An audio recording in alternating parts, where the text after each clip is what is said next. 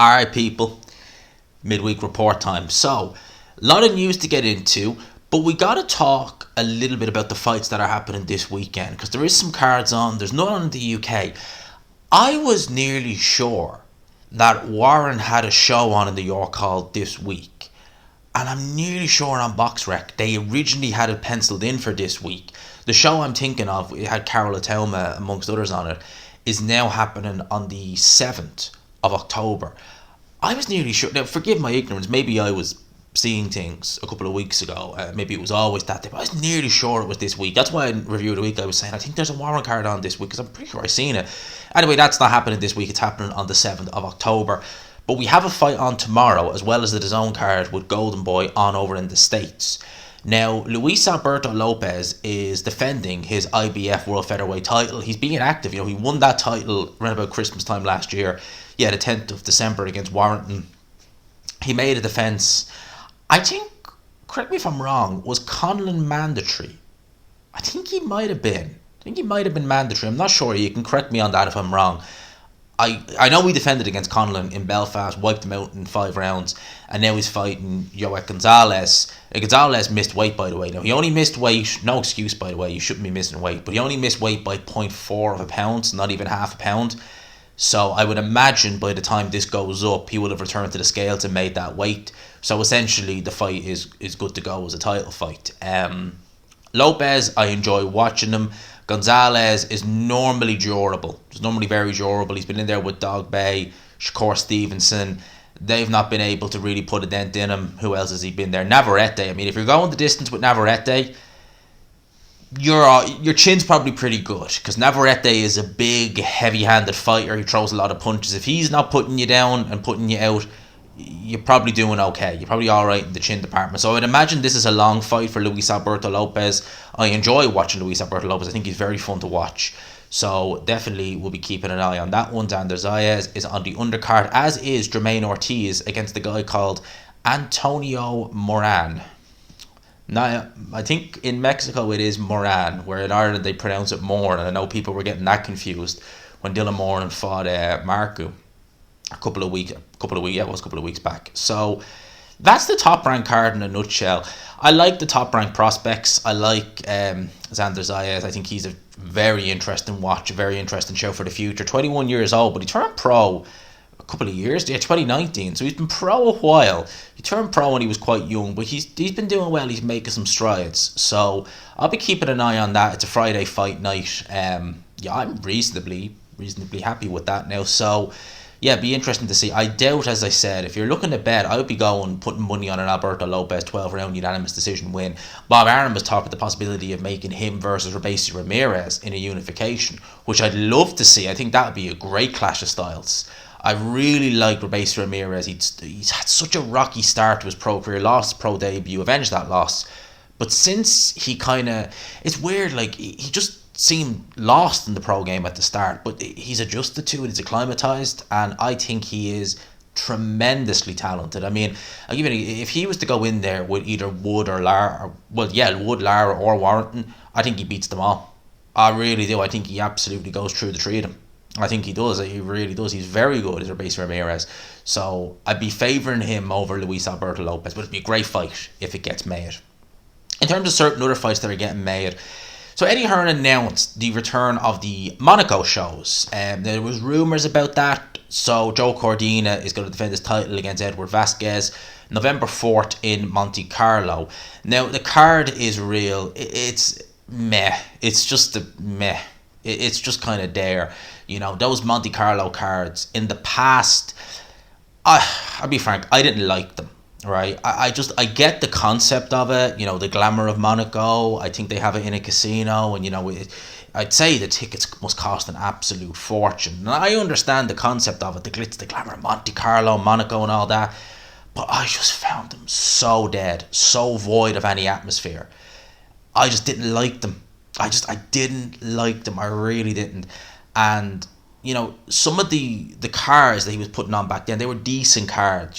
They might not have, and I think as well the atmosphere didn't lend itself to having particularly entertaining fights, because I think that the atmosphere kind of took something away from the fighters as well. This card isn't great now, to be fair. Like, I'll watch Joe Cordina versus Edward Vasquez. I reckon Cordina would win that, but the rest of the card is just... that's really how I look at it. It's just kind of... it's... Yeah, I'm not overly sold on that card. And again, the Monte Carlo thing, it's a nice idea. And, as I said, the glitz and the glamour of Monaco... But I just found it really, really... Like, the first one he did was in 2016, and just the concept sounded so entertaining. It was like this. And then you're just kind of like, oh, there's not much of an atmosphere there.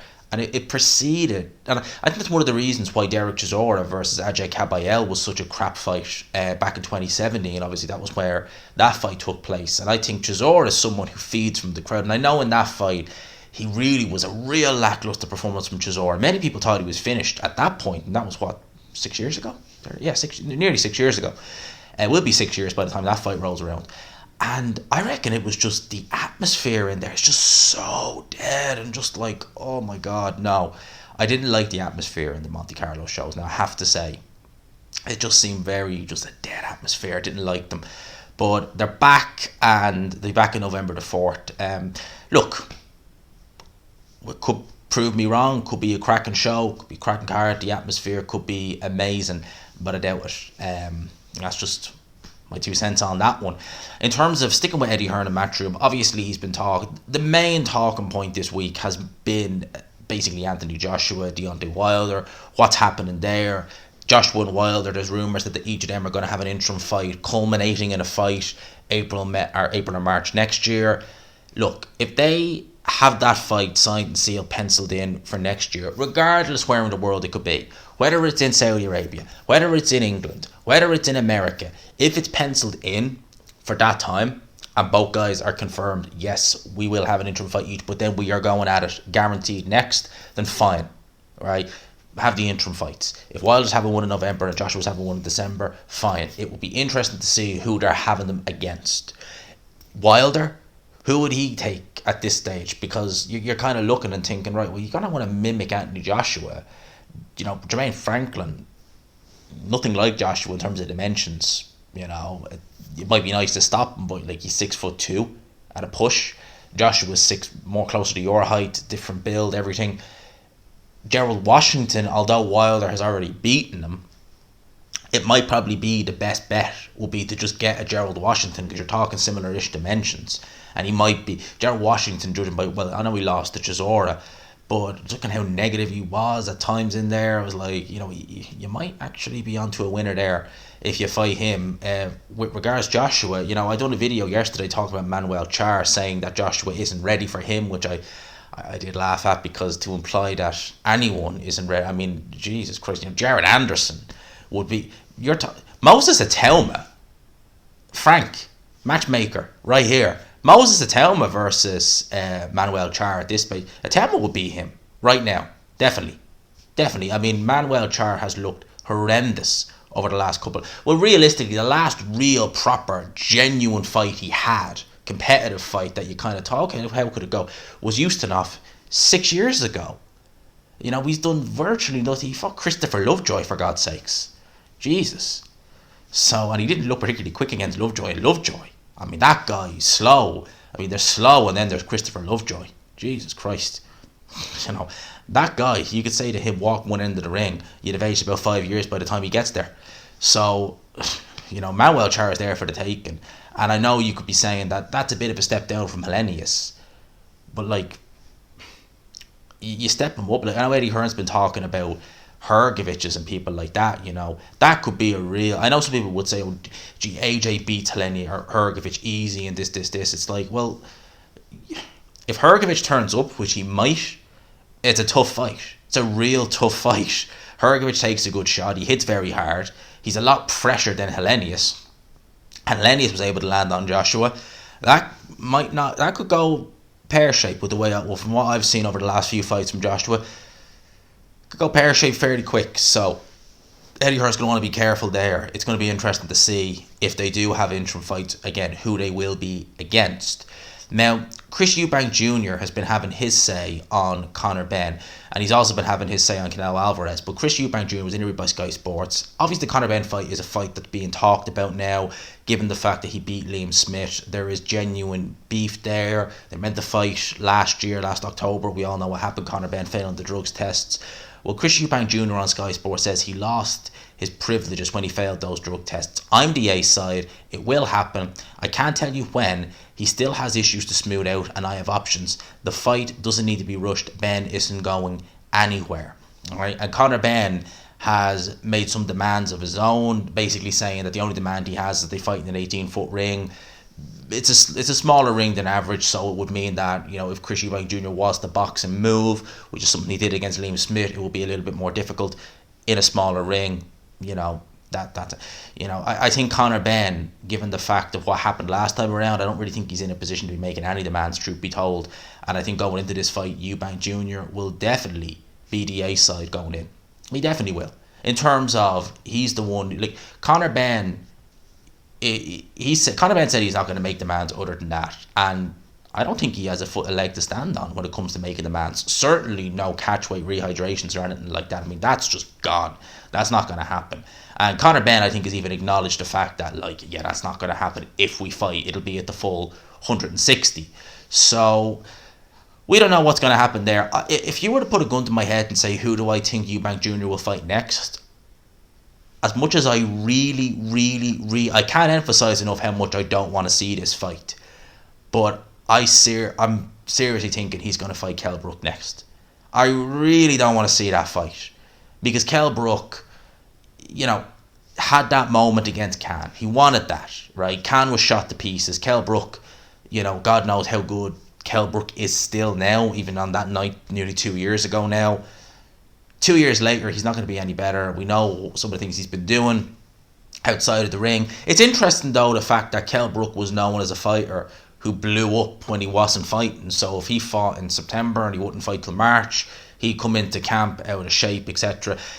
Ironically, since he's been retired, he's been constantly in shape. Maybe it's the fact that he's not putting his body through the mill of having to cut weight and going through the weight cuts and all. So maybe he's maybe those, you know, binges he was having, you know, where he's ballooning in between fights, drinking, all that jazz. Maybe he's lessened that because it's like, okay, I don't have to do that to my body again, but I can't let my body get to that. Maybe it's just moderation, which I think even if he was in moderation, you know, drinking and, you know, the old how you doing, then it's still not going to benefit. It's not going to benefit him at all. It's still going to age him, and God knows how he'd be against Chris Eubank Jr. I don't think he'd fare well. I don't really want to see that fight, but Sky obviously would put that on pay-per-view. Ben Shalom, yeah, gun to my head, I would say Eubank versus Kell Brook probably is the fight they'll do next if Kell Brook comes out of retirement, which he's been talking about. So, yeah, not ideal, but let's wait. I could be wrong. They could do Conor Benn next. They could do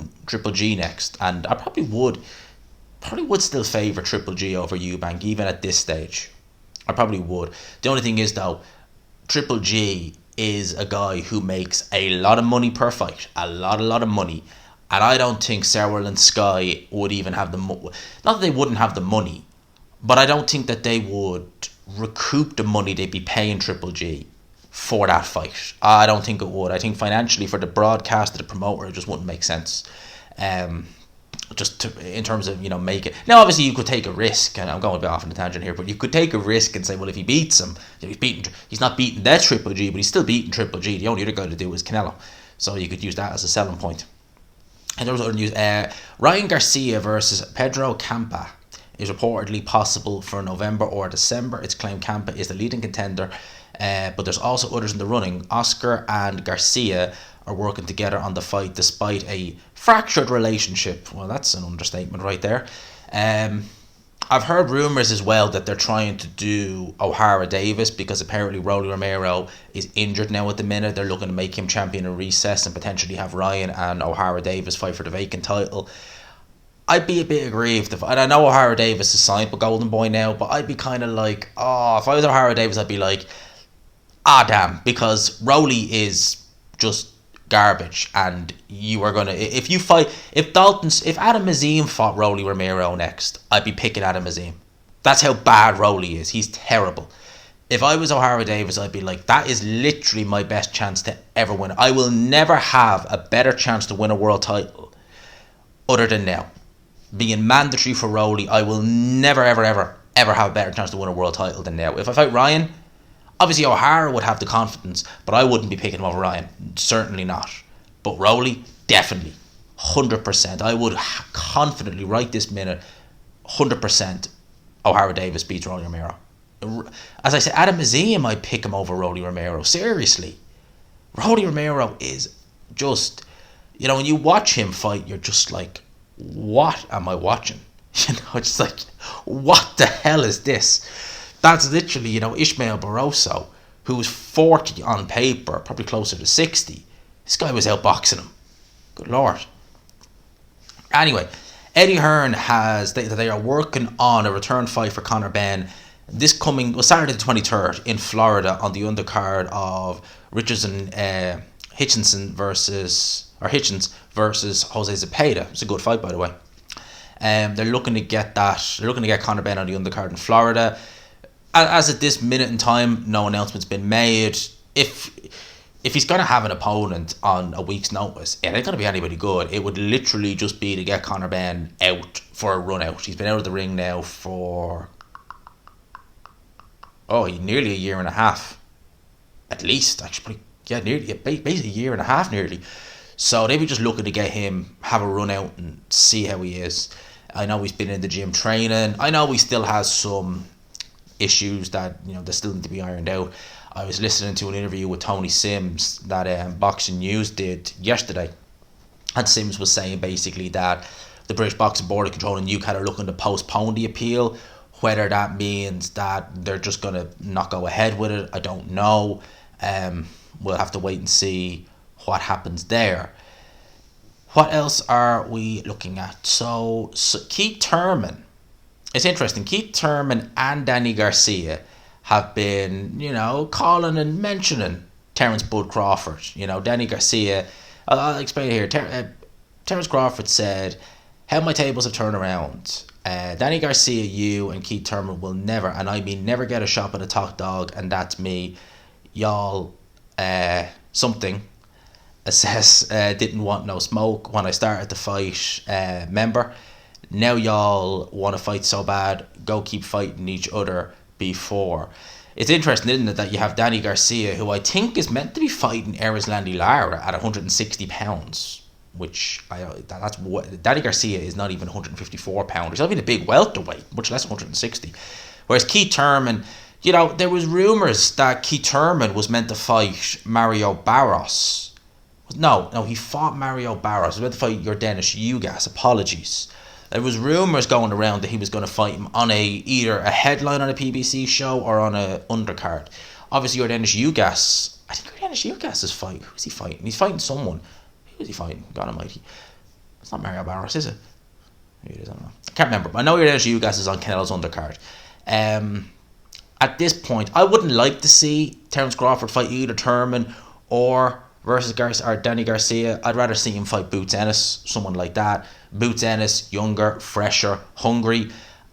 Danny Garcia, Danny Garcia I never really rated him at welterweight. 140 was his division. That was when he was at his best. It was at 140. At 147, I was never keen on him. He just didn't have it. He didn't have that spark that he had at 140. Thurman, many of you will know, I was very high on Thurman. Obviously, I wasn't making videos at the time when he was in his absolute peak. But like 14 to 17, Keith Thurman was my guy at welterweight. I really rated him very highly, and it's been an absolute just nightmare the last couple of years, seeing the way he's handled his career, the lack of fights, the lack of ambition. He's had one fight in 4 years. He lost to Manny Pacquiao July 2019. He's one fight since then. It's been 4 years, mate. Like, seriously. Do you not have bills to pay? I know PBC pay well, but like, seriously, it's not like he's made tens of millions, A fight that's been announced for New Year's Eve. I know in Japan they do a lot of New Year's Eve events. Every year they tend to do a big New Year's Eve card, bonanza card. This year it's looking like we're going to get Juan Estrada versus Kazuda Yoka. They're in talks for a unification of the WBA and WBC super flyweight titles, taking place on December 31st, likely in Japan. They normally do them, as I said, on December 31st. I'm all for that. I think that's a good fight. I had a few reservations about Yoka. I'm not going to lie. I was thinking, is he a bit on the slide? But no, he's proven me wrong. Whereas Juan Estrada, I love Juan Estrada.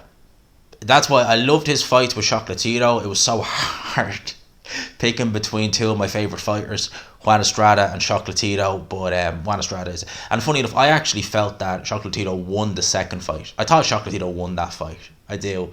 And, I love Juan Estrada, but and I actually think I picked Juan Estrada to win that second fight, and Chocolatito won it for my money. So, I love both guys, and him against Kazuto Yoka, great fight. Just great fight. Love that fight.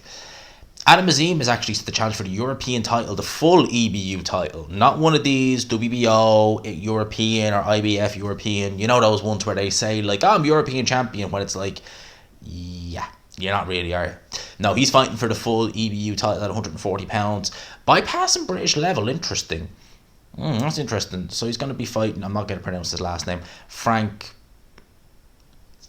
Pettyjan. I think I might have got it right there. I think I might have got it right first go, lads. I think I might have got it right first go there. So that's who Adam Azim is going to be fighting. I'd love to, Frank Smith mentioned that there was an offer made to Adam Azim, or to Ben Shalom, to do Adam Azim versus Dalton Smith. I'd like to hear from Ben Shalom on that, and just hear, was the offer made? What did you make of it? Why did you consider it, Because I personally, I'd like to see it, with a domestic dust-up. They're both early on in their careers. So a loss isn't the end of the world. I'd be favouring Dalton Smith, but Adam Azim has strengths. He's only 20, for God's sake. I mean, surely, you believe that highly in him? I think the fact that they said they wanted to do it on the zone, and Ben Shalom has been real reluctant to even attempt to go down that road of having his fighters fight on different networks. I think obviously maybe he was... The one time he did do it was when Joe Parker fought Joe Joyce. That was on BT Sport. We know what happened there, and I'd say Ben Shalom is still trying to get over what happened that night. Shakur Stevenson versus Edwin de Los Santos for the vacant WBC lightweight world title is reportedly now agreed. It's going to take place on a Thursday, which is interesting, and that's the 16th of November. It's going to be ahead of the Grand Prix that's happening that weekend. That kind of does make more sense, because the Grand Prix, the Las Vegas Grand Prix, which I hope it will be good, but give me Cota any day in America. If they have to race in America, they're doing 3 races this year. I'd rather just one. Just one race in America is enough, 2 max. Cota would be my racetrack in America. I like Cota. That's in Texas, by the way. Great. Circuit of the Americas, Cota. Las Vegas Grand Prix, for those who don't know how F1 works, you have to practice on Friday, qualifying Saturday, and they're doing the race on Saturday, which is just changed. They normally do it on Sunday. So you'll have practice Thursday, qualifying Friday, and then the race on Saturday. And it's a night race in the States, so it's 6 a.m. race time, this end of the pond. So I would imagine that they don't want to be any interference, and the practice is what the practice is. It's just practice. No one's going to be losing sleep over not seeing that, but you don't want to be hitting in with qualifying in the race if you are putting the show on in Vegas. So that's why they're doing it on a Thursday. Makes sense. Can understand that. And for the F1 fans, let's see how the Las Vegas Grand Prix goes. I remember F1 in the 80s did a Caesars Palace Grand Prix, and it was literally in the car park of Caesars Palace, and it was all left-handers. So the drivers were like that when they were finished, and it was a garbage track. If you've ever seen the layout of the track, it was all left-handers. It was completely garbage. They've tried in America several times to break it. They almost did it in Indianapolis until 2005 when they had that tire issue, and I think they should just stay with Cota. Cota is the best track in America for me. Well, best track for F1. Laguna Seca and places like that are amazing, but for F1, stick with Cota, please. F1 talk over. Back to boxing. I seen this today and I was just shaking my head. Adrian Broner going into McDonald's, shirtless, shouting at the staff saying, y'all better not spitting my something, and just being a nuisance. Let's just being a nuisance. You know, staff in there trying to work. Adrian Broner comes in. Yeah, this guy, I don't even know what to make of Adrian Broner at this stage. It's just one thing after another with this guy. He's always up to this, and for God's sake, like, they have a hard enough job as it is doing that job, much less someone coming in, God knows what he was on, whether he was drunk or whatever, and causing a ruckus like that. Well done. So he's not going to be in the ring anytime soon, I can imagine. He didn't look in the best of shape either. He didn't look in terrible shape, but he didn't look amazing either. Nearly done with the... Read this here. So Chris Eubank Jr. has now said that he wants to fight Canelo Alvarez. He says, I think of any big money fight. I can't think of any other bigger money fight than me versus Canelo. I'm not going to get in there and freeze. I'm going to go in there and take it to him. And that's what people want to see. The fight he needs to be in, whether he'll accept the fight, well, it needs to be seen. Tell the fans, get the fight up. Now, Eubank has mentioned Canelo several times throughout his career. I think Canelo Alvarez would light Chris Eubank Jr. up like a Christmas tree. I really think he would absolutely annihilate Chris Eubank Jr. But Canelo was still a big money fight. There you go.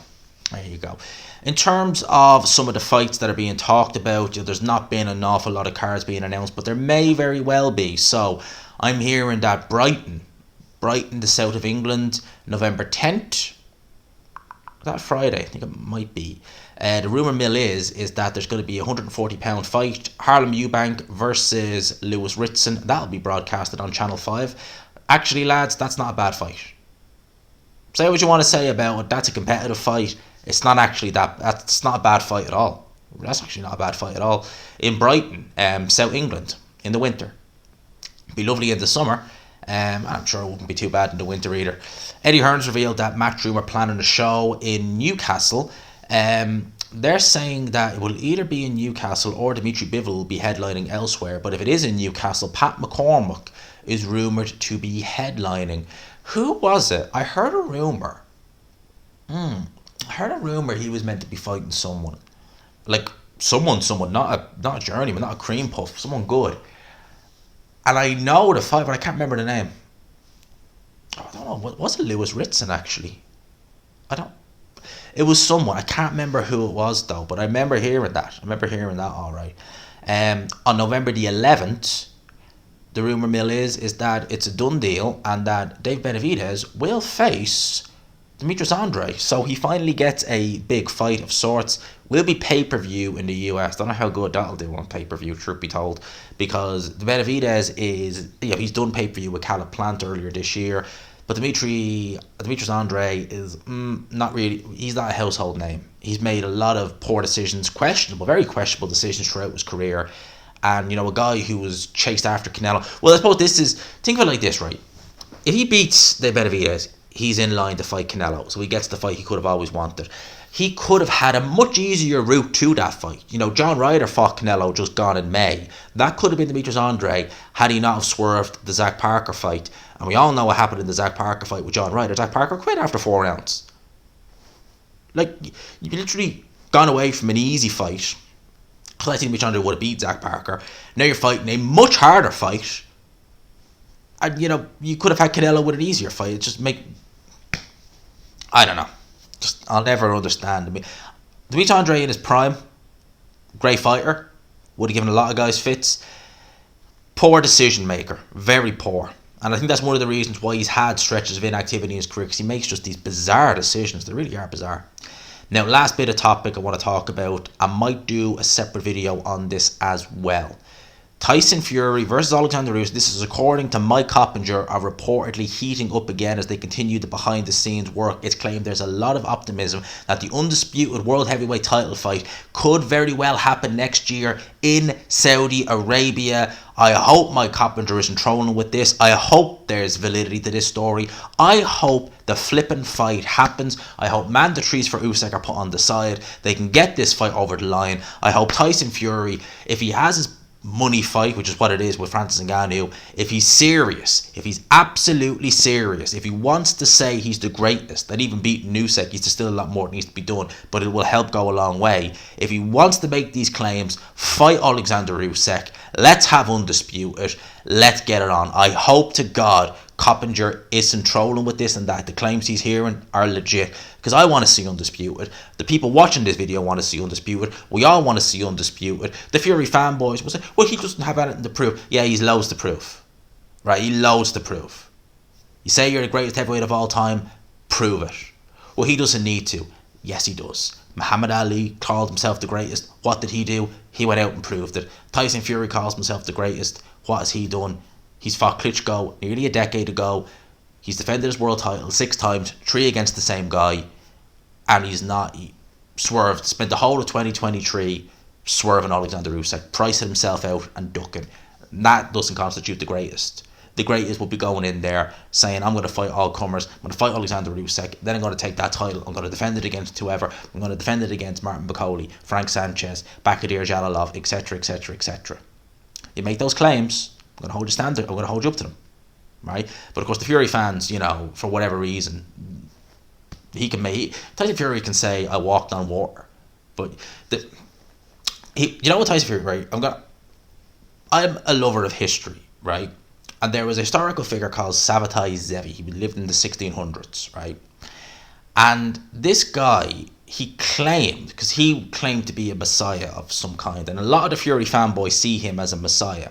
And he claimed once that he had reached such a level of, I can't remember what he said it was, you can Wikipedia, that he was able to fly. Not like Peter Pan, no wings, that he could fly. And his followers asked him, could he show them? And he said, well, I could show you, but you're not worthy enough to see it. And they believed him. That's literally how Tyson Fury is. He could claim he walked on water and say to his fanboys, you're not worthy enough to see it. Yeah, we're not. And they believe him. They wouldn't look for any evidence, any proof. They'd just be like, yeah, you're right. That's Fury fanboys, what they're like. They're just complete, whatever they say, yep, he's telling the truth. Anyway, I'll leave it there. I think we've gone on a bit long with this one, but I hope you enjoyed it. Smash the like button if you could. Hit subscribe, of course, if you haven't already. For now, lads and lassies, I will leave you with that. Hope you enjoyed it. Peace.